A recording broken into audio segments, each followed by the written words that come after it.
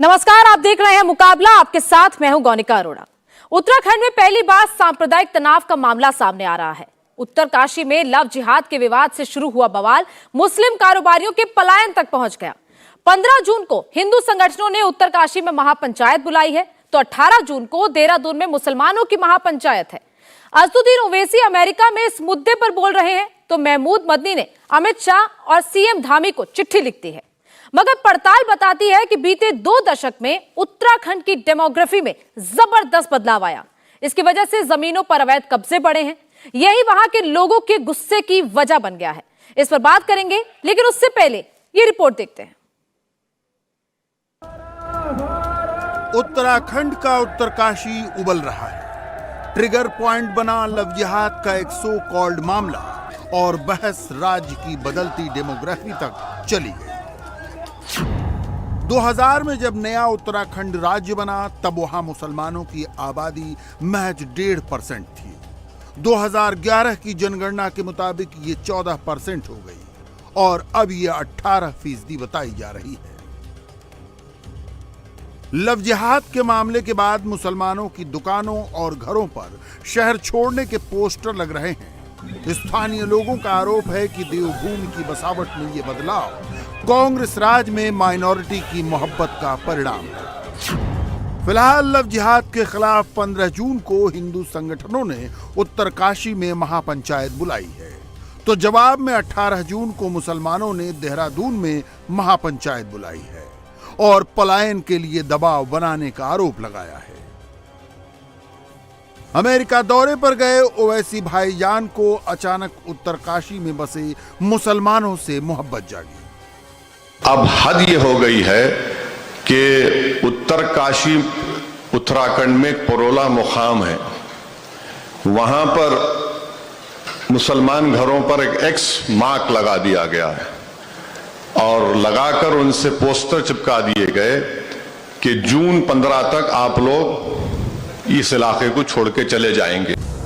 जमीयत उलेमाए हिंद के मौलाना महमूद मदनी ने भी गृह मंत्री अमित शाह और मुख्यमंत्री धामी को चिट्ठी लिखी है।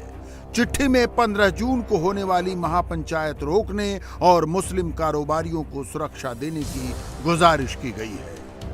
मामला बढ़ा तो सीएम पुष्कर सिंह धामी खुद उत्तरकाशी गए। उन्होंने कानून हाथ में लेने वालों को चेतावनी भी दी। देखिए, इस जिले में जो घटना हुई है वो उसके लिए हमने सख्ती से जो है कहा है कि सख्ती से उस पर कार्रवाई होगी और कानून व्यवस्था किसी को भी हाथ में नहीं लेना है। हमने सभी को कहा है कानून का काम कानून करेगा, पुलिस अपना काम करेगी। मगर सूबे की सियासत में स्टेक रखने वाली मायावती इसे भी राजनीति ही करार दे रही हैं। बरसों से मजारें बनी हुई हैं और अब यकायक उनको तोड़ने का प्लान बना दिया गया, तो ये तो ठीक नहीं है। तो इसमें हमें राजनीति ज़्यादा नजर आती है। सवाल है कि माइनॉरिटी की मोहब्बत उत्तराखंड जैसे राज्य को कहां ले जा रही है। ये प्रयोग कहीं देवभूमि का चरित्र तो नहीं बदलेगा।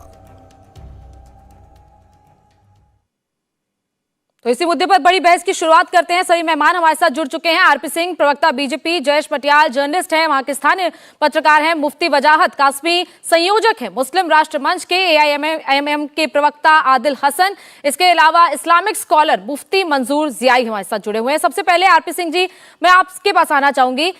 लगातार वहां पर सवाल उठ रहे हैं कि मुसलमानों का पलायन किया जा रहा है, मुसलमानों पर अत्याचार वहां पर किया जा रहा है।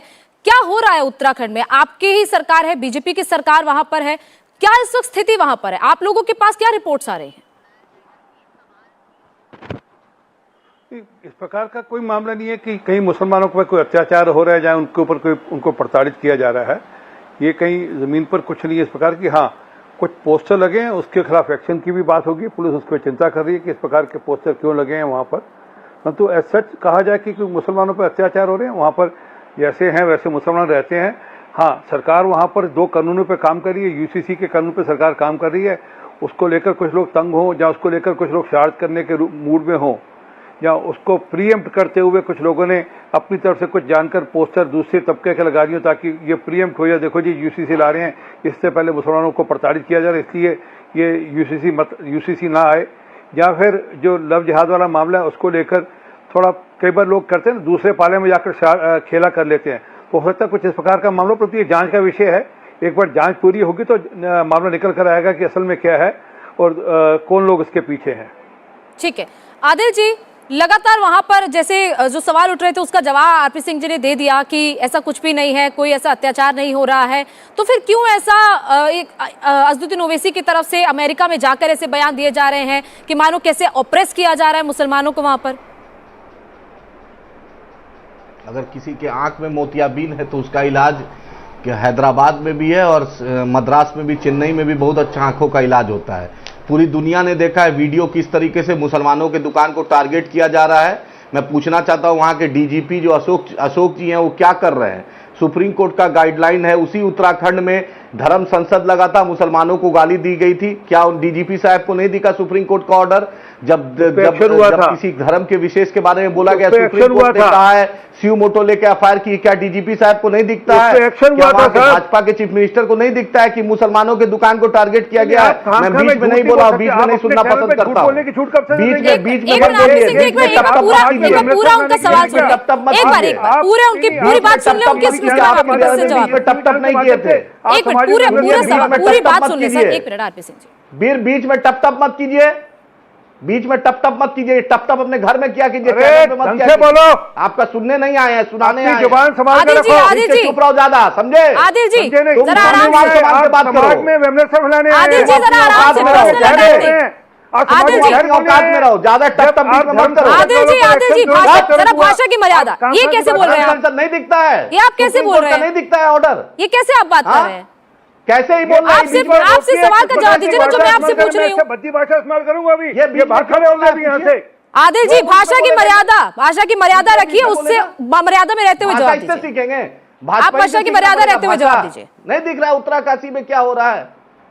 उत्तरकाशी में जो हो रहा है, मैं सुप्रीम कोर्ट से अनुरोध करता हूं ले और इस मामले का संज्ञान लेके वहां के डीजीपी को बुलाए, वहां के डीजीपी को बुलाए, मिस्टर अशोक जी को बुलाए और सुप्रीम कोर्ट इस मामले को सुई मोटो लेके कार्रवाई करे। आखिर इतना जबरदस्ती करके दुकानों को खाली कराया गया, मकान खाली किया गया, पूरी दुनिया वीडियो देख रही है। भारत का नाम पूरी दुनिया में बदनाम किया जा रहा है। भारत शांति का दूत है। उत्तराखंड एक वहां पर देवभूमि है, वहां पे इतने बड़े संत ऋषि रहे हैं, उसको बेइज्जत कर रहे हैं ये भाजपाई लोग। ये उनकी शय पर बिना हो रहा है। एक घटना होती है उसके चलते पूरे लोगों को आप परेशान कीजिएगा। और कांग्रेसी कहां है? कहां है हरीश रावत कांग्रेस के चीफ मिनिस्टर? कहां है पूरी कांग्रेस की टीम? कहां है वहां का स्थानीय कांग्रेस का एमएलए? मुसलमानों के मुद्दे पे यही हमारी कांग्रेस से शिकायत है कि मुसलमानों के मुद्दे पे ये कांग्रेसी कभी नहीं दिखते हैं। अरे भाजपा जो कर रही है, आप कहां? आज गवर्नर के यहाँ कोई नहीं जा रहा है, आज कहां का कांग्रेस का डेलीगेशन कोई नहीं इस मुद्दे पे उठाता है। तो क्या मुसलमानों के मसीहा सिर्फ अज़दुद्दीन ओवैसी ही है सर? के साथ है उसके लिए एमआईएम खड़ी रहती है। आदिल जी, तो क्या मुसलमानों के मसीहा सिर्फ अज़दुद्दीन ओवैसी ही है? तो नहीं, आज हर मुसलमान के साथ जहां भी ज्यादती होती है उस पर असदुद्दीन ओवैसी साहब के अलावा कोई नहीं बोल पा रहा है। कांग्रेसी कहां है? पूछिए कांग्रेसी से, कहां है हरीश रावत साहब? मुख्यमंत्री बार बार बने, जिन्ना पैदा हो गए हैं वो क्यों नहीं पूछ रहे हैं? कहां गया कांग्रेस का डेलीगेशन? क्यों नहीं आजकल गवर्नर क्या जा रहा है इस मुद्दे पे? डीजीपी से मिल रहा है। मैं तो सुप्रीम कोर्ट से हाथ जोड़ के अनुरोध करता हूं माननीय सुप्रीम कोर्ट से कि इस मामले को सीयू मोटो ले और इस मामले का डीजीपी साहब को तलब करे और पूछे कि ऐसी घटना क्यों हो रही है। वहां पर आपने पहले देखा था जोशी मठ का मामला हुआ था, किस तरीके से वहां का एनवायरमेंटल चेंज हो रहा था, उसमें एक बड़ा मामला हुआ था। ठीक है, एनवायरमेंटल चेंज के साथ साथ अभी डेमोग्राफी चेंज पर भी बात करेंगे। ठीक है, डेमोग्राफी चेंज पर भी बात करेंगे हमारे साथ। देश में कहीं कानून, ठीक है एक मिनट सर, थोड़ा वक्त ही सबको देंगे ना, सबके पास पहले एक बार चले जाए, उसके बाद डिबेट को आगे बढ़ाएंगे। पहले सबके पास चले जाए। मंजूर जी आई जी, वहां पर डेमोग्राफी बदल रही है। कोई फिक्स है? जब बना था उत्तराखंड तब 1.9% वहां पर मुस्लिम आबादी थी। उसके बाद 2011 तक बढ़कर, जो 2011 का सेंसस था, तब जाकर ये 14% हो गई। 10 से 11 साल में इतनी आबादी कैसे बढ़ गई? डेमोग्राफी चेंज है ये पूरा। नहीं, देखिए, आबादी बढ़ जाने का ये मतलब नहीं है कि आप अपनी ताकत से उस आबादी को खत्म कर दें। आप अपनी ताकत का इस्तेमाल करके उन लोगों को वहां से भगा दें। आप अपनी ताकत का इस्तेमाल करके किसी की दुकानें लूट लें, ये मसला नहीं है। मैंने फौरी तौर पर अभी वहाँ के चीफ मिनिस्टर साहब को कॉल लगाया था, लेकिन उनके ऑफिस ने कॉल नहीं उठाया। डीजीपी साहब भी मीटिंग में मसरूफ हैं, लेकिन बात वाज़ेह है कि वहां पर होने वाला जो पंचायत था वो पंचायत टल चुका है और पंचायत नहीं होना है। लेकिन बात बहुत वाज़ेह है, वो लोग जो इस तरीके की किसी भी घटना में शामिल होते हैं या विश्व हिंदू परिषद जो मुल्क को और माहौल को बिगाड़ने की कोशिश कर रहे हैं, ऐसे लोगों पर कानूनी कार्रवाई होनी चाहिए और सख्त कार्रवाई की मांग करते हैं। और बात जहां तक कि मुल्क को आगे बढ़ाने ले जाने की और आपस में सौहार्द बनाने की, प्यार मोहब्बत के साथ वहां के लोग रहते आए हैं, आज भी रहते हैं, लेकिन कुछ शरपसंद लोगों ने जिस तरीके की घटनाएं वहां पर करने की कोशिश की है वो बहुत ही निंदनीय है।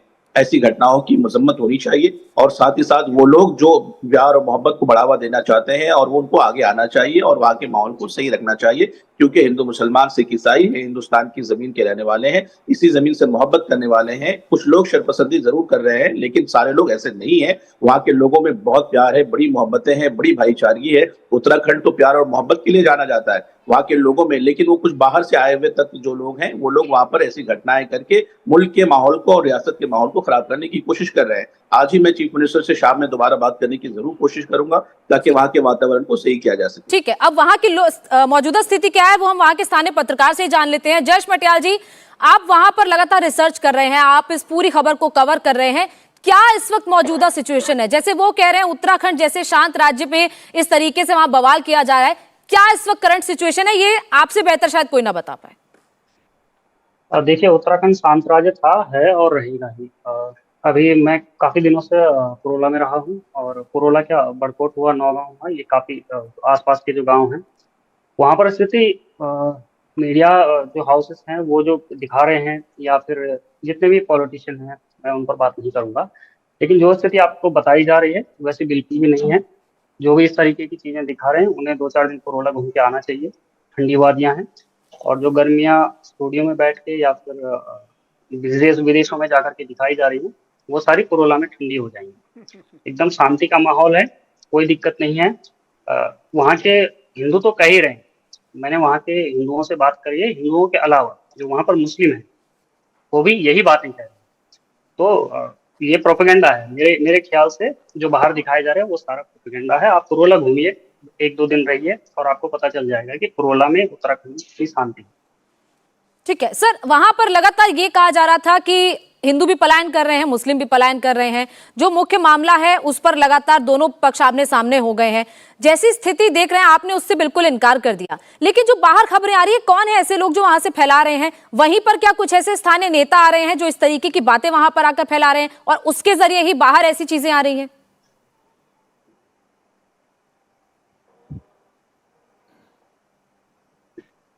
जयेश जी,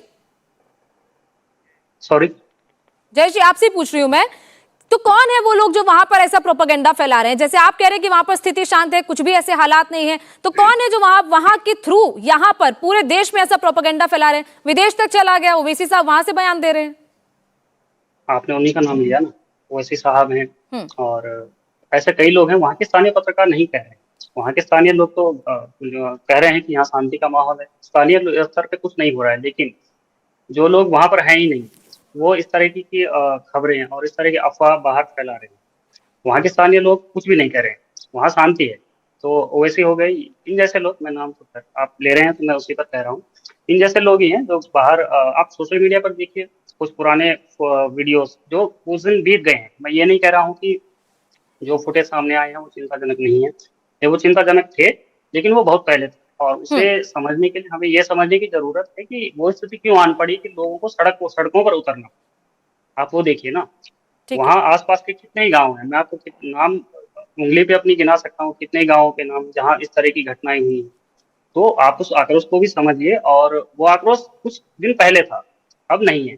वो कोई घटना घटती है तो उसका एक आक्रोश होता है, वो स्वाभाविक है, लेकिन अभी जो स्थिति है वो एकदम शांति। ठीक है, बिल्कुल शांति वहां पर है। वजाहत साहब, लगातार आपने अब दोनों पक्षों की बातें सुन ली, आपने दोनों बातों को सुन लिया, बीजेपी क्या कह रही है, एआईएमआईएम क्या आरोप लगा रही है, वहां के स्थानीय पत्रकार को भी आपने सुन लिया। आप इस पूरी स्थिति को कैसे देखते हैं? क्या सिर्फ और सिर्फ ये एजेंडा चलाया जा रहा है मुसलमानों के नाम पर कि उनको ऑप्रेस किया जा रहा है?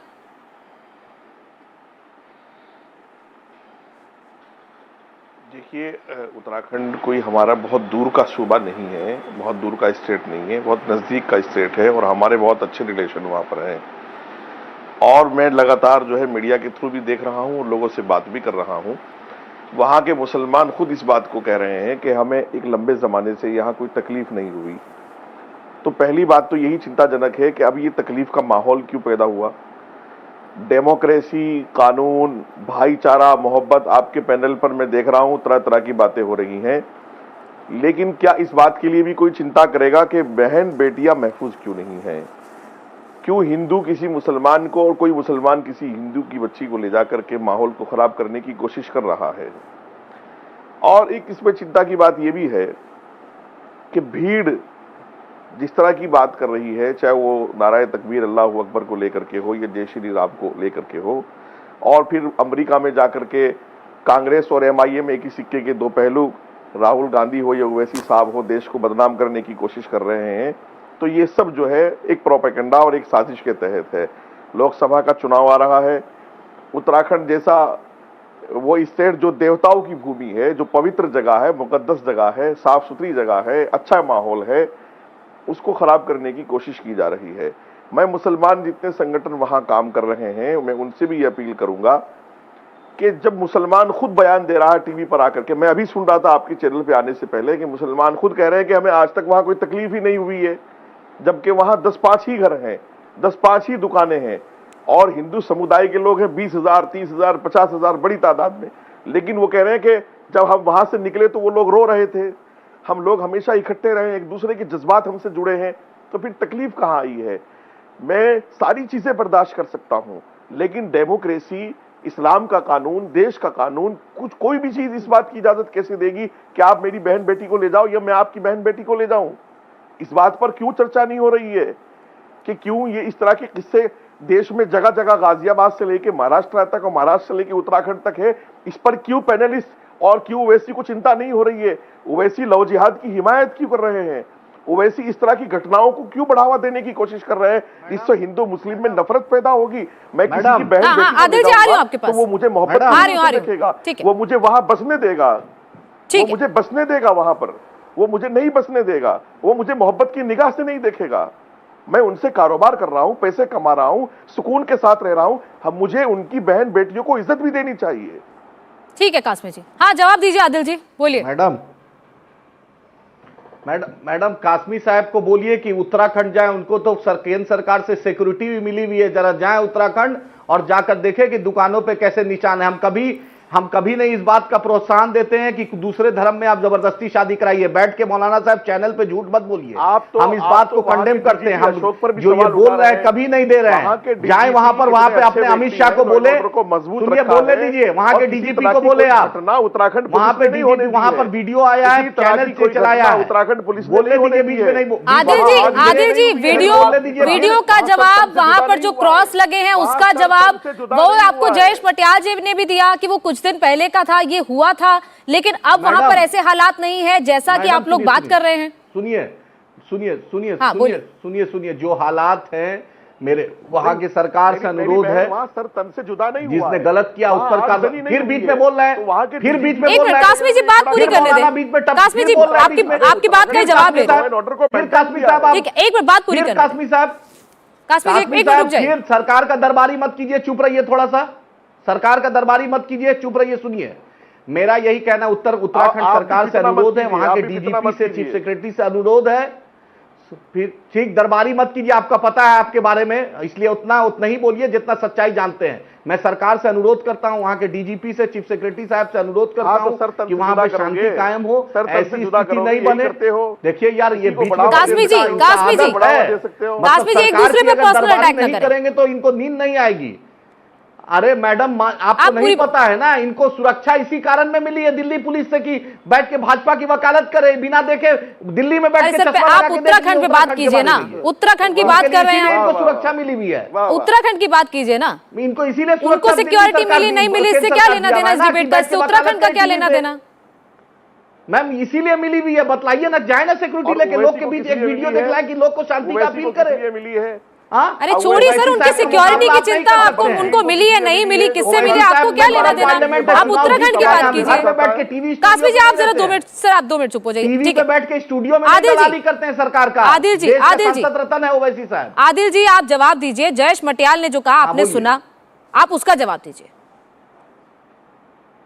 मेरा यही अनुरोध है, मैं नोटियाल साहब जो बोल रहे हैं अच्छी बात है, अगर वहां शांति है, मेरा यही अनुरोध है डीजीपी साहब को और चीफ सेक्रेटरी साहब को इस बात का, क्योंकि हमारे प्रदेश अध्यक्ष काजमी साहब ने भी चिट्ठी लिखी डीजीपी साहब को कि शांति, वहां लोग डरे हुए हैं, सहमे हुए हैं। अगर अच्छी बात है, अभी माहौल अच्छा हो रहा है तो अच्छी बात है, लेकिन सुप्रीम कोर्ट ने साफ साफ कह दिया है किसी भी धर्म संसद को लगाने की इजाजत नहीं है। उम्मीद है कि सुप्रीम कोर्ट की ये निर्णय को डीजीपी साहब इसको इंप्लीमेंट करेंगे और वहां शांति बहाल करेंगे। उत्तराखंड एक धर्म संसद 18 तारीख को भी है, बहाल करेंगे। एक धर्म संसद 18 तारीख को भी महापंचायत, उस पर भी अगर उसको भी आप रोक सकती हैं। मैं किसी धर्म संसद का सपोर्टर नहीं हूं, मैं चाहता हूं रूल ऑफ लॉ हो, वहां का लॉ एंड ऑर्डर जो है वो होना, लॉ एंड ऑर्डर में बरकरार रहे, रूल ऑफ लॉ इंप्लीमेंट हो। किसी भी समुदाय के लोग को इस बात की इजाजत नहीं है कि वो आप किसी को पलायन कराए या किसी को रोके। अगर किसी ने गलत किया है, लेट ऑनरेबल कोर्ट डिसाइड, वहां का प्रशासन डिसाइड करे। किसी को भी धमकाने का अधिकार संविधान नहीं देता है। हम डीजीपी साहब से फिर से अनुरोध कर रहे हैं, मिस्टर अशोक जी से, कि एक समझदार डीजीपी हैं, उनसे अनुरोध है कि वहां पे शांति कायम करें। यही हमारा अनुरोध है। आरपी सिंह जी, ये भी आरोप लग रहा है कि सरकार स्ट्रिक्ट एक्शन नहीं ले रही है, वहां पर लगातार मज़ारें बन रही हैं, एक के बाद एक जो देवभूमि है वो मज़ार भूमि बनती जा रही है, जंगलों में जाके ये सब हो रहा है, जंगलों में वहां मज़ारें बनाई जा रही है। तो सरकार की तरफ से भी क्या स्ट्रिक्ट एक्शन नहीं हो रहा है? ये भी आरोप वहां के स्थानीय लोग लगा रहे हैं। आ जाइए। देखिए एक बात मैं फिर वापस रिपीट करता हूँ, वहाँ पर शांति है। मेरी डिबेट में आने से पहले मेरी बातचीत हुई वहाँ पर, मैं वहाँ पर काम देख रहा था पिछले दिनों चुनाव का, पूरी तरह शांति है, कहीं कोई माहौल में कोई दिक्कत नहीं है। कुछ लोग जानकर शरारत कर रहे हैं और मैं आरोप लगा रहा हूँ कि कुछ लोग उस पक्ष के हैं जो शरारत करना चाहते हैं। और वो अभी इंक्वायरी हो रही है, जांच हो रही है, दूध का दूध पानी का पानी हो जाएगा। कि कुछ ऐसा हो सकता है कि ओवैसी साहब के कुछ लोग जानबूझकर शरारत कर रहे हो इस प्रकार का माहौल खराब करने के लिए, पोस्टरबाजी लगा रहे हो इस प्रकार का माहौल खराब करने के लिए। इनको तो देश में कुछ न कुछ कहीं ना कहीं बवाल खड़ा करके रखना है ताकि उस बवाल से अपनी रोटियां सेक सके। ये हो सकता है बड़ी बात है कि जांच आ जाएगा। ये जो डीजीपी का नाम ले रहे हैं, डीजीपी साहब इसकी चिंता करेंगे कि वो ढूंढेंगे इसके पीछे कि कौन लोग शरारत करने वाले हैं। आपको टोका नहीं दिखता। अरे टपर मत करो फालतू में, आदिल जी आपको वक्त दिया, टपर मत करो, उनकी बात पूरी करने दे, बीच में ना बोले आप। नहीं दिखता है आदिल जी, आपको वक्त दिया था ना, अब उनकी बात पूरी होने दें। आदिल जी बीच में ना बोले, बोलिए आरपी सिंह जी। देखिए ना सच चुपता है। जब मैं सच की बात पे चलता हूं तो इनको चुपता है, कि उनको पता है कि जब जांच होगी सब चीजें निकल कर आएंगी, तब ये कटघरे में खड़े होंगे, तब जवाब नहीं दे पाएंगे, इनके लिए दिक्कत होगी। असल में दिक्कत ये है, और मैं स्पष्टता से कह रहा हूं कि वहां सरकार पूरी तरह लॉ एंड ऑर्डर मेंटेन कर रही है। हाँ, जहां तक मज़ारों की बात है, जो मज़ारें सरकारी जमीनों पर बनी है उस पर भी काम होना चाहिए, और मेरा ख्याल काम हो भी रहा है वहां पर सरकार की ओर से, कि सरकारी जमीन पे कोई मज़ार नहीं बन सकती। ये छूट नहीं मिल सकती कि आप कहीं पे किसी के मज़ार बना लें और वहां पर आप धर्म के नाम पर कुछ ना कुछ अपना काम शुरू कर लें, वो होगा नहीं, अलाउ नहीं होगा। परंतु एक बात बड़ी स्पष्ट है, वहां पर लव जिहाद के नाम पर जो कानून की बात हो रही है और यूसीसी लाने की जो चर्चा हो रही है, ये उसके विरोध में उसको रोकने के लिए ये सब साजिश रची जा रही है ताकि वह ना आए। इसलिए सारी साजिश रची जा रही है कि अगर यूसीसी आ गया उत्तराखंड में, तो जो लोग जिस प्रकार से 4-4 शादियां करते हैं, जहां उनके आगे जिस प्रकार से बच्चे होते हैं, वो सारे विषय उस दायरे में आएंगे। जहां जिस प्रकार से लव जिहाद का कानून आने की बात हो रही है, उसमें भी लोगों को दिक्कत होगी। ये सबकी सब शरारत उस कानून को रोकने के मद्देनजर में हो रही है। उत्तराखंड की बदलती डेमोग्राफी अब चिंता का विषय बन गई है। इसी पर मुकाबला में चर्चा लगातार जारी है। हमारे साथ तमाम मेहमान जुड़े हुए हैं। मैं आपके पास आना चाहूंगी मटियाल जी।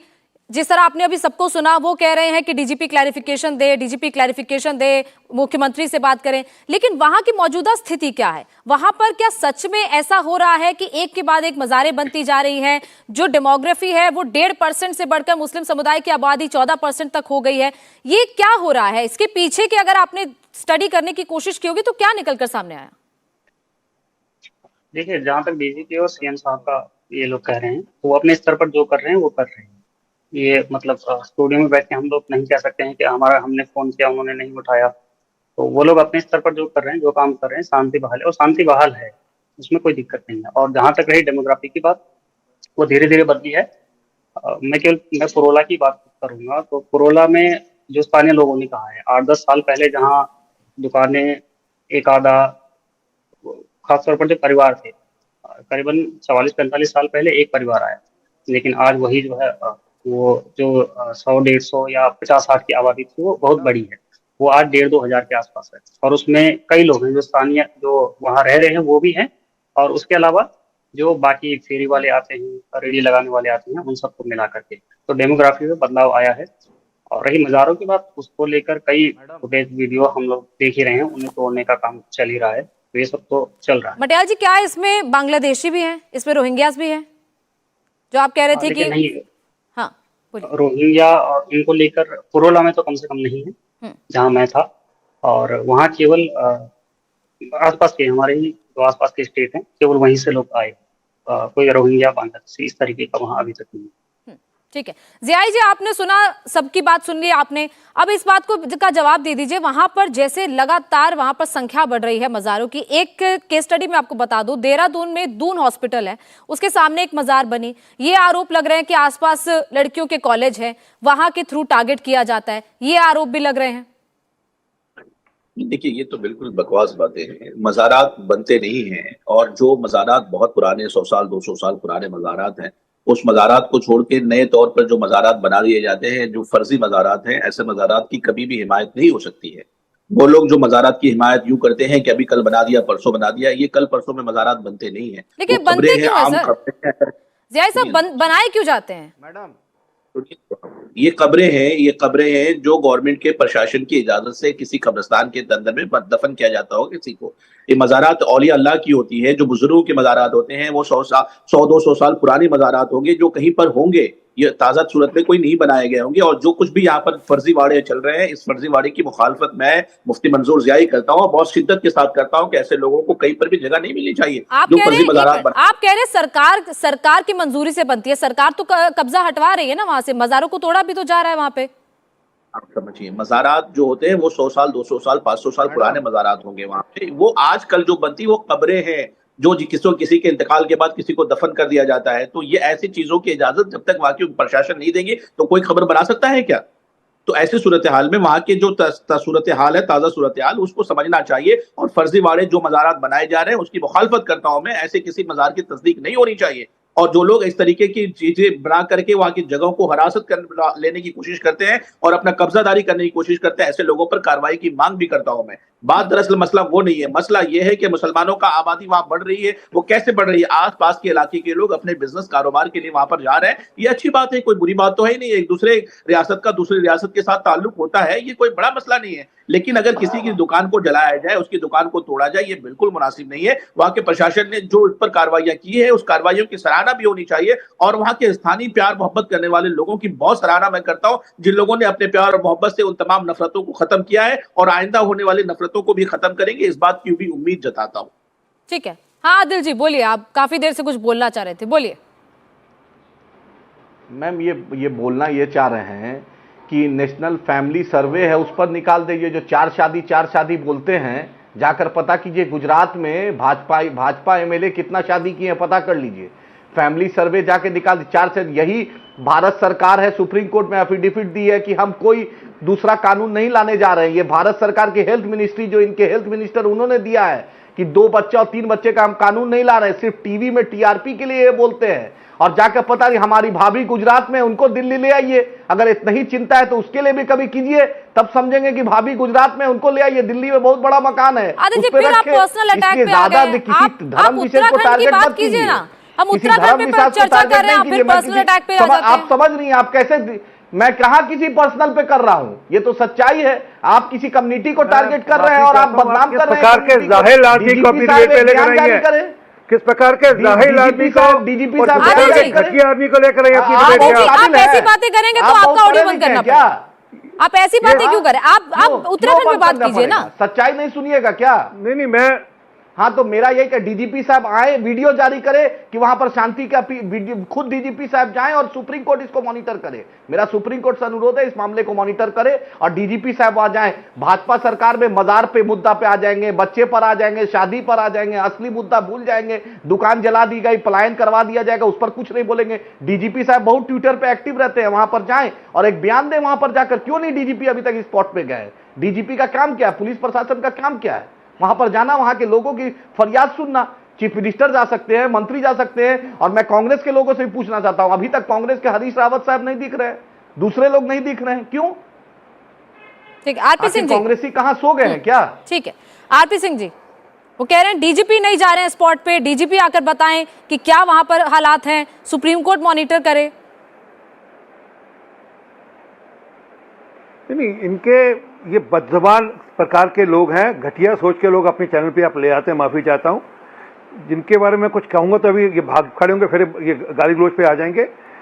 वहां पर चीजें अभी आपका वहां पे जो रिपोर्टर है, वहां पे आपके पत्रकार यहाँ पे बैठे हैं, वो बता रहे हैं कि चीजें वहां सब ठीक है।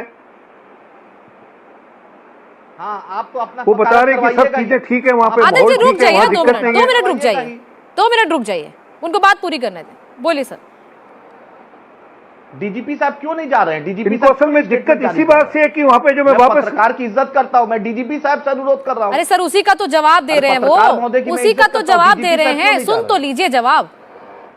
हाँ, उसी का तो जवाब दे रहे हैं। हाँ पूछिए जी, पूछिए जी सर। आरपी सिंह जी, दिक्कत असल में सारी घूम फिर कर इनको दिक्कत है कि जब यूसीसी आएगा तो ओवैसी साहब 4-4 शादियां की छूट कैसे दिलाएंगे।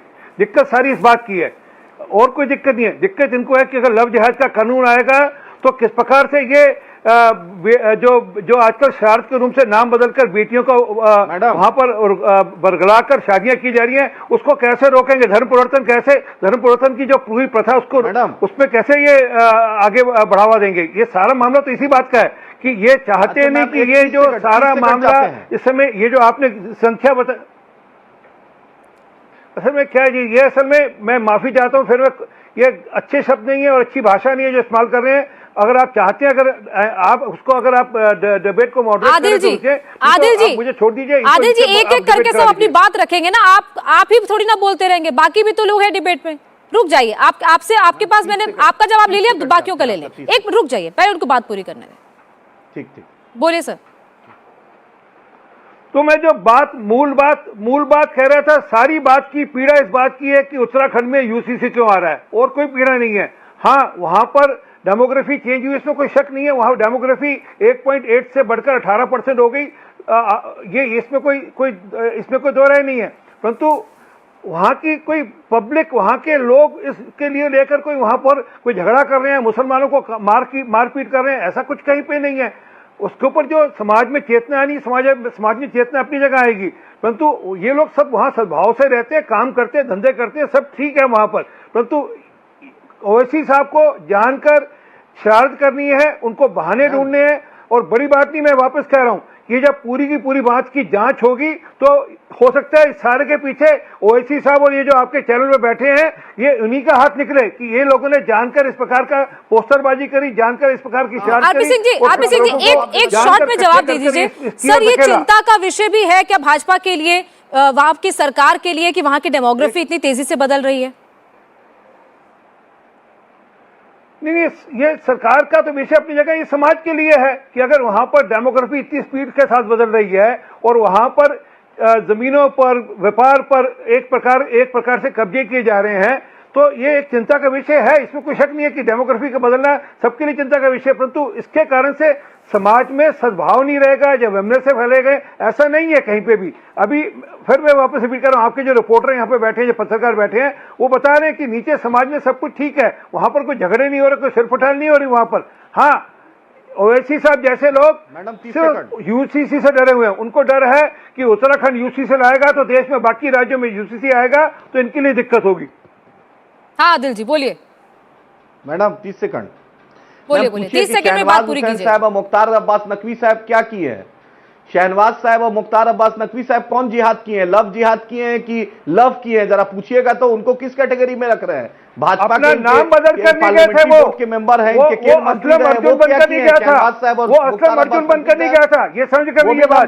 जब आप अपना नाम बदलकर आप बरगलाते हैं और फिर आप मोहब्बत का आदिल जी, आप फिर पर्सनल अटैक, फिर आप नाम लेकर आप उत्तराखंड पर बात ही नहीं करना चाहते, आप सिर्फ शाहनवाज हुसैन उनका नाम ले रहे हैं, कभी मुख्तार जी का नाम ले रहे हैं, आप उत्तराखंड पे बात कीजिए ना। बार बार यूसीसी पीसीसी पे बात कर रहे हैं, पूछिए ना कि डीजीपी साहब कब आएंगे, कब बयान देंगे? डीजीपी साहब का क्यों नहीं बयान? दिक्कत तो आपको उसी बात की है, दिक्कत तो आपको यूसीसी की और किस बात की दिक्कत है कि जब उत्तराखंड में यूसीसी आएगा, पूरे देश में संविधान जो कहता है वो आपके कहने से नहीं होगा। तो हैदराबाद के अंदर क्या होगा? अरे सरकार जिसको जो लाना है, आपके कहने से स्टूडियो पे नहीं होगा। देश संविधान से चलता है, आपके कहने से स्टूडियो से नहीं चलता है।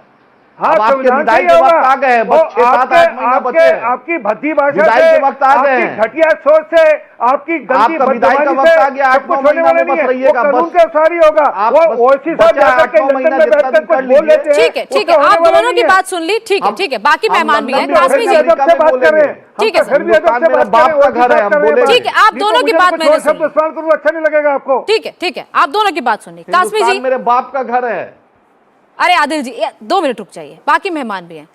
कासमी जी, हमारे बाप का घर नहीं है हिंदुस्तान। इन्हें नहीं, एक मिनट सुन लीजिए, इनके बाप का घर नहीं है। हिंदुस्तान इसे मेरे पूछे बाप का घर है। आज से 20 पीढ़ी पहले कौन हिंदुस्तान थे मेरे बाप जो का घर बदले, है। जो बदले वो मुसलमान थे, मेरे जिन्होंने बाप का जजिया घर है दिया वो बचे हिंदुस्तान, रहे। मिस्टर सिंह। अरे छोड़ो अरे ना, सर, मेरे आप बाप दोनों तो बदल गए। आप दोनों आज से आपस 20 में ही पीढ़ी झगड़ा पहले कर बदल लेते गए। हैं। पाकिस्तान भाग को गए। रिजेक्ट किया है। आप अपने हमने 20 रिजेक्ट पीढ़ी किया के मिस्टर पहले सिंह। पिताजी का नाम बताइए, क्या था आपके जिन्ना पिताजी के का नाम? मजार 20 पे पीढ़ी अडवाणी पहले। गए थे। ठीक है, ठीक है, आप दोनों जिन्ना ठीक के है, मजार पे अडवाणी गए थे। ठीक है, आप दोनों जिन्ना के डिबेट के मजार बाद पीढ़ी आपस में पहले डिबेट कर ओवैसी लीजिएगा। साहब के पिताजी का क्या नाम था बता नवाज दीजिए। शरीफ क्या बिरयानी मोदी ठीक है, जी आरपी खाने सिंह गए जी, थे। आरपी सिंह जी, शांत। मेरे बाप आदिल का जी, घर है हिंदुस्तान। आदिल जी, आदिल जी, कोई नहीं हिंदुस्तान बता किसका सकता है, कि किसका मेरे नहीं, बाप सबका का है घर ना, है। कि सबका मुझे है, बता वो दीजिए, किसी के ओवैसी बाप का साहब घर के नहीं, बाप सबका का है घर वो। ना, ठीक है, 20 ठीक है, पीढ़ी ठीक पहले। है, ठीक है, जो यहाँ रहता मेरे है सबका बाप है का घर है हिंदुस्तान। हिंदुस्तान। हिम्मत अरे नहीं है ठीक किसी है को आदिल कुछ जी, करने हमारे ठीक है। बाप का तो नहीं था मेरे बाप का हिंदुस्तान, है। आदिल जी चुप हो जाइए जरा। मुगलों का हिंदुस्तान मेरे नहीं बाप था। का है। अरे आदिल जी, मेरे सबका बाप है का हिंदुस्तान, है, टुकड़े सबका टुकड़े हिंदुस्तान, हिंदुस्तान आपका का मेरा हिंदुस्तान नहीं सबका था। है। भारत और ये हिंदुस्तान औरंगजेब और आदिल बाबर जी, का नहीं था। आदिल जी, आपका ऑडियो ये डाउन करना हिंदुस्तान पड़ेगा। औरंगजेब और बाबर आप का बीच बीच नहीं में था। इंटरप्ट कर अब रहे तुम हैं। अपने आप को बाबर की औलाद किसका समझते हो, था? हमारे आपका पास ठीक है, था। आरपी सिंह जी, हम आरपी सिंह जी, भाजपा सर का शांत क्या? हो जाइए, सर अरे भाजपाइयों का था आप क्या? दोनों को ऑडियो डाउन करना पड़ेगा। अरे अंग्रेज की दरबारी आप कर रहे थे कि हम कर रहे थे? नहीं, बताइए। आप दोनों को ऑडियो डाउन करना पड़ेगा, दोनों प्लीज जरा शांत हो जाइए। बाप का हिंदुस्तान अरे बाकी है। मेहमान भी तो हैं सर, 2 मिनट। अरे बोलिए, अंग्रेज की दरबारी छोड़ अरे के आदिल आप जी चुप हो अब जाइए, अदानी चुप हो अंबानी की जाइए। दरबारी ठीक कर है, रहे हैं। ठीक है, ठीक है। कासमी जी, वहां पर जिस तरीके से हालात बदल रहे हैं, वहां पर जैसी रिपोर्ट सामने आ रही है, डेमोग्राफी बदल रही है, ये कितना चिंता का विषय, और इसके पीछे क्या एक तरीके से कहे एजेंडा भी है जो चलाया जा रहा है कि एक के बाद एक वहां पर हर साल में परसेंटेज बढ़ता जा रहा है, वहां पर अगर कहें मज़ारें बढ़ती जा रही है, इसके पीछे क्या कोई एजेंडा भी है, हो सकता है? देखिए, पहले तो मैं आपको ये बता दूं कि बार बार मैं शुरू डिबेट से देख रहा हूं कि डीजीपी जो होता है वो मामूली अधिकारी नहीं होता है, किसी भी स्टेट का वो पुलिस के लिए चीफ होता है। और किसी इतने बड़े अधिकारी को और इतनी छोटी बातों के लिए डिबेट में बार बार खींचना नहीं चाहिए। उन्होंने बहुत अच्छा काम किया है, उत्तराखंड में कोई घटना नहीं होनी थी, लॉ एंड ऑर्डर का ख्याल रखा है और पूरी जिम्मेदारी उन्होंने निभाई है। एक बात जो आपका सवाल है, मैं समझता हूं, चलिए मैं इसी बात को मान लेता हूं कि आसपास जो बिजनौर का इलाका भी उत्तराखंड से लगा हुआ है, सहारनपुर का भी लगा हुआ है, तो मुसलमान वहां कारोबार के लिए शिफ्ट हो रहे हैं और तादाद बढ़ रही है, परसेंटेज बढ़ रहा है। लेकिन ये मज़ारात जो हमारे बुजुर्गों के अलावा हैं, पुराने मज़ारात के अलावा हैं, वो सीधा सीधा अतिक्रमण है। और वो अतिक्रमण सरकारें, जो पहले की सरकारें, कांग्रेस की सरकार में ये मामूल रहा है, मैंने देखा है राजस्थान में और भी कई जगहों पर, कि वो आंख बंद कर लेते थे या मुंह फेर लेते थे कि चलो जो कुछ हो रहा है वोट की खातिर होने दो। अब वो सरकार जो है चीजों को ठीक करना चाहती है, जमीनों को अपनी खाली कराना चाहती है। अब लोगों की नजरों में वो सरकार बुरा काम कर रही है क्योंकि वो मजार का अतिक्रमण हटाना चाहती है। और जाहिर सी बात है, हमें उत्तराखंड को, चूंकि उत्तराखंड जो है वो हमारे 100 करोड़ से भी ज्यादा हिंदू भाइयों के लिए, सनातन धर्म के लोगों के लिए देवी देवताओं का स्थान है, उनके लिए पवित्र है, तो हमारे लिए भी है। हमें उसका एहतराम करना चाहिए और वहां एक्टिविटीज उसी तरह की करें जिससे लोगों को तकलीफ ना हो। माहौल वहां, अब आपने एक चीज का भी विश्लेषण कर लेना चाहिए हम सबने, कि वहां कितना भी माहौल हम लोग बातें कर रहे हो बैठ करके, अमेरिका में बैठ करके देश के खिलाफ बयान दे रहे हो, लेकिन न वहां सर तन से जुदा हुआ है, न वहां आगजनी हुई है, न वहां किसी को मारा गया है, न वहां किसी को कत्ल किया गया है।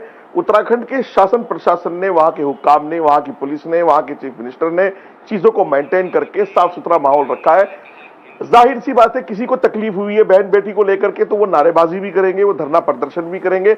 उन्होंने अपना काम किया है, पुलिस ने अपना काम किया है, कानून ने अपना काम किया है, और राजनीतिक लोग उसमें अपना काम कर रहे हैं, रोटियां सेक करके। ओवैसी जैसे लोग जो बाहर जाकर के देश को पूरी दुनिया के सामने या आईना और बदनाम करने की कोशिश कर रहे हैं कि देश में मुसलमानों के साथ बहुत कुछ हो रहा है। इतना दर्द क्यों हो रहा है? जबकि मैं ओवैसी साहब को चैलेंज के साथ कहना चाहता हूं कि पूरी दुनिया में सबसे ज्यादा सुकून के साथ, सबसे ज्यादा आजादी के साथ, सबसे ज्यादा इज्जत के साथ लोग हिंदुस्तान में जीते हैं, खासतौर से मुसलमान जीते हैं, और मुसलमान यहाँ पर खुश हैं। यही वजह है कि मुसलमानों ने आज तक ओवैसी को अपना लीडर नहीं माना, और वो अपना जमानतें भी जब्त करवा देते हैं। अपनी जमानतें भी उनकी जब्त हुई, यूपी में जमानतें जब्त हुई हैं, बिहार में हुई हैं। तो ये बेचारे, अब ये पता नहीं इंडिया टीवी का भाजपा की नहीं ये हुई है डिबेट क्या? का स्तर कभी मैंने इतना गिरा हुआ नहीं देखा मेरी बहन, जितना ये आदमी गिरा रहा है। आदिल जी, इसको कहो कि चुप रहो। आदिल जी 2 मिनट रुक तो जाइए, सुन तो लीजिए बात, तभी जवाब देंगे ना। हर किसी अपनी बात थोड़ी ना बोलते जाएंगे, हर किसी के बीच में रुक जाइए। अरे रुक जाइए सर, रुक जाइए, रुक जाइए, 2 मिनट रुक जाइए। ये अपने नेता का भी तो नाम ले, इनके नेता ने भी तो लव जिहाद किया है, इसलिए तो ये लव जिहाद की हिमायत करते हैं MIM वाले। भाई तुम्हारे एक सीनियर नेता ने भी, मैं तो नाम नहीं लूंगा तुम्हारे की तरह, तुम्हारे एक सीनियर नेता ने भी तो लव जिहाद किया है, इसलिए यहाँ बैठकर तुम उसकी हिमायत करते हो। आपके कोई रिश्तेदार MIM को फितना फसाद से बाज आना चाहिए। हम उत्तराखंड के लोगों से अपील करते हैं कि वहां के माहौल को साफ सुथरा बनाए रखे। हमारे लिए ऐतिहासिक जगह है, हमारे लिए पवित्र जगह है, और मुझे उम्मीद है कि माहौल अच्छा रहे। ठीक है, हाँ आदिल जी। अच्छा, उन्होंने पहले पूछा था कि जो लोग बयान दे रहे हैं, ओवैसी साहब ने जैसे बयान दिया अमेरिका में बैठकर, क्या अमेरिका से आके वो जाएंगे पुरोली, उत्तराखंड जाएंगे? मैम मेरे प्रदेश अध्यक्ष काजमी साहब ने डीजीपी को चिट्ठी लिखा, वह पत्र लिखा, बोला हम शांति की अपील करते हैं। बार बार आपसे यही बोल रहा हूँ, डीजीपी साहब लॉ एंड ऑर्डर के मालिक होते हैं, मुखिया होते हैं। सीएम भी तो गए थे, चैनल के माध्यम से सीएम भी तो गए थे, छोटा पोस्ट थोड़ी ना होता है सीएम। करे डीजीपी, राज्य के मुखिया गए थे वहां पे। मैम डीजीपी सीएम बहुत अच्छे हैं, सीएम बहुत अच्छे हैं। हम डीजीपी से अनुरोध करते हैं, चीफ सेक्रेटरी साहब से अनुरोध करते हैं कि वहां पर जाकर शांति की अपील करें, और देवभूमि है, उस मिट्टी की पूरी इज्जत करते हैं। सभी को भारत का संविधान सभी को सभी जगह रहने देता है, उस देवभूमि है उसकी भी हम इज्जत करते हैं। अच्छा चलिए इस मामले पे भी बात कर लेते हैं जिससे ये पूरा बवाल शुरू हुआ। जिस लड़की को, एक मिनट, जिस लड़की को भगाने की कोशिश की जा रही थी उसी पर ये पूरा मामला भड़का ना। उसके बाद कि भी वहां के स्थानीय लोगों ने विरोध शुरू किया, उसके बाद ये पूरा माहौल वहां पर खराब हुआ। उस मामले पर आपका क्या कहना है? MIM का उस पर क्या स्टैंड है? मैम मैं MIM कभी भी ना धर्म परिवर्तन कोई जबरदस्ती कराता है उसका ना मैं समर्थक हूं, ना मेरी पार्टी समर्थक है। हम कभी भी इस चीज को प्रोत्साहन ना देते हैं, ना देना चाहते। आपके चैनल के माध्यम से लाइव बोल रहा हूं, ये प्रोपोगंडा है। इस प्रोपोगंडा को मैं देश से अनुरोध करता हूं, इसको खारिज कीजिए। किसी को भी जबरदस्ती शादी करने का हम लोग कभी प्रोत्साहन नहीं देते। आपने देखा कि देश में माहौल बिगाड़, बीजेपी के पास महंगाई पे चर्चा करने का मुद्दा नहीं है, चाइना का घुसपैठ का नहीं है, रोजगार पे नहीं है। बीजेपी लव जिहाद, तो यही सब बीजेपी शुरू की है। जानकारी के अंदर ठीक है आदिल जी, ठीक है, आखिरी थोड़ा वक्त बचा है। आरपी सिंह जी बोलिए। बार लव जिहाद, ठीक है आदिल जी, हो गया आपका, ठीक है, हो गया आपका। आरपी सिंह जी सर जल्दी शॉर्ट में जी। मुझे तुलसी राम जी के जो वंशज हैं ओवैसी साहब, उनसे इतना ही कहना है कि आप कृपा कर देश में शांति का माहौल बने रहने दीजिए। कृपा कर आप माहौल मत खराब करिए। ये जो आप बार बार हंगामा कर रहे हैं, जान कर शरारत कर रहे हैं, आपकी हम दूर की कोड़ी समझते हैं। जिसके लिए आपको दिक्कत हो रही है वो UCC है, परंतु इसको UCC के साथ मत जोड़िए। ये मामला लॉ एंड ऑर्डर का है, वहां पर संविधान बार बार ये कहते हैं वहां पर धर्म संसद वालों के खिलाफ क्या हुआ, उनके खिलाफ एक्शन भी हुआ था, उनकी चिंता भी हुई थी, और आगे भी जो दूसरे और बाकी लोग कोई धर्म संसद करना चाहेंगे और उसमें अगर कोई उल फजूल बात करेंगे, धर्म परिवर्तन की बात करेंगे, तो उनकी भी चिंता वैसे ही होगी। सुप्रीम कोर्ट ने संज्ञान लिया था धर्म संसद का मामला, सुप्रीम कोर्ट ने संज्ञान लिया था धर्म संसद का मामला। तुलसी राम जी की औलाद चुप रही है जरा, आपकी जानकारी ना ओवैसी साहब किसके वंशज है ये बता दीजिए एक बार जरा। ठीक है सर, वक्त इतना ही था। ठीक है, वक्त इतना ही था। तो मुकाबला में जो तमाम मेहमान हमारे साथ जुड़े, आरपी सिंह जी आपका बहुत बहुत शुक्रिया, मटियाल जी आपका शुक्रिया, कासमी जी, आदिल हसन जी आप सबका बहुत बहुत शुक्रिया। इंडिया टीवी हर वक्त हर जगह डाउनलोड करने के लिए सर्च करें India TV news Google play store या ऐप स्टोर पर।